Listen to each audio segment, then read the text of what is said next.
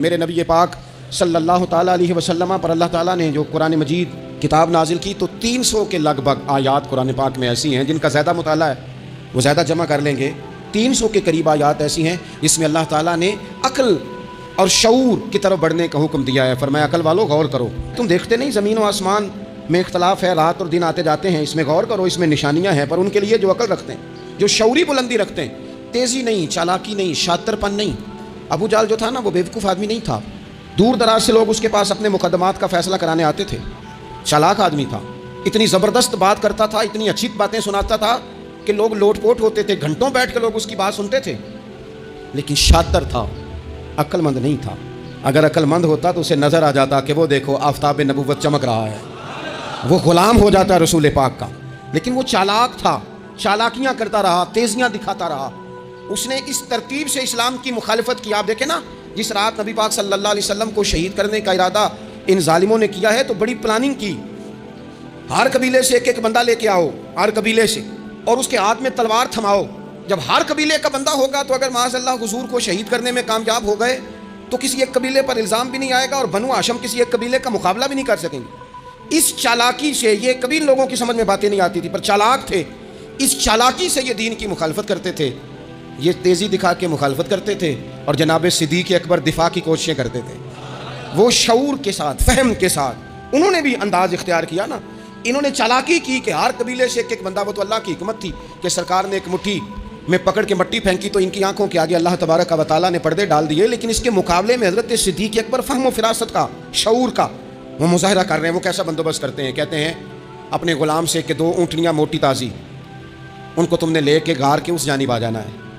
اپنے غلام سے کہتے ہیں کہ تم نے ان اونٹنیوں کو وہاں پہنچانا ہے. بیٹے سے کہتے ہیں سارا دن کام کاج کے سلسلے میں ادھر ادھر جانا اور کافروں کی باتیں سن کے پہنچانا کہ نیا منصوبہ کیا بنا رہے ہیں. اپنی بیٹی سے کہتے ہیں پتر کھانا پکا کے, کل کا باسی نہیں تازہ پکا کے, اور پھر اس کو تیار کر کے, اور بیٹا دن کے اجالے میں نہیں رات کے اندھیرے میں آنا. اب یہاں اقبال بولے, اقبال کہنے لگے جب عشق سکھاتا ہے آداب خود آگاہی. عشق بھی ایک عقل دیتا ہے. جب عشق سکھاتا ہے آداب خود آگاہی تو کھلتے ہیں غلاموں پر اسرار شہنشاہی. پھر وہ غلاموں کو بادشاہ بنا دیتا ہے. تو کہا رات کو وہاں کھانا پہنچانا, یہ ان کا شعوری فیصلہ ہے. اور رستے میں حضرت صدیق اکبر بھی شعور کا مظاہرہ کرتے ہوئے حضور کو لے کے جا رہے ہیں. انہوں نے بھی پلاننگ کی, منصوبہ بندی کی, پر چالاکی سے حضرت صدیق اکبر بھی اپنا شعور استعمال کر رہے ہیں. رستے میں ایک شخص ملتا ہے جناب صدیق اکبر کو, یہ شعور ہے, یہ فہم ہے, یہ فراست ہے. ایک شخص رستے میں ملتا ہے.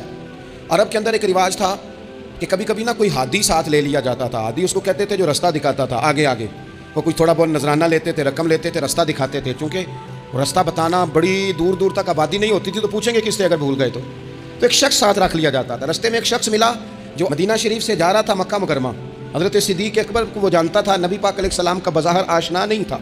حضرت ابوبکر صدیق سے پوچھتا یہ کون ہے.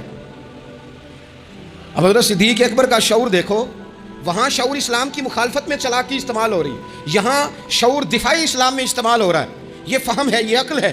حضرت صدیق اکبر رضی اللہ تعالیٰ عنہ فوراً سوچنے لگے, فرمانے لگے اگر حضور کا نام بتا دیا یہ تو جاتے ہی فوراً ان کو بتائے گا کہ میں نے نبی پاک کو جاتے دیکھا ہے. وہ کہنے لگے کون ہے, آپ سوچ میں پڑ گئے یہ کون ہے. تو حضرت صدیق اکبر نظریں جھکا کے, ہاتھ باندھ کے حضور کی طرف چہرہ موڑ کے کہنے لگے یہ میرے ہادی ہیں, یہ مجھے رستہ دکھاتے ہیں.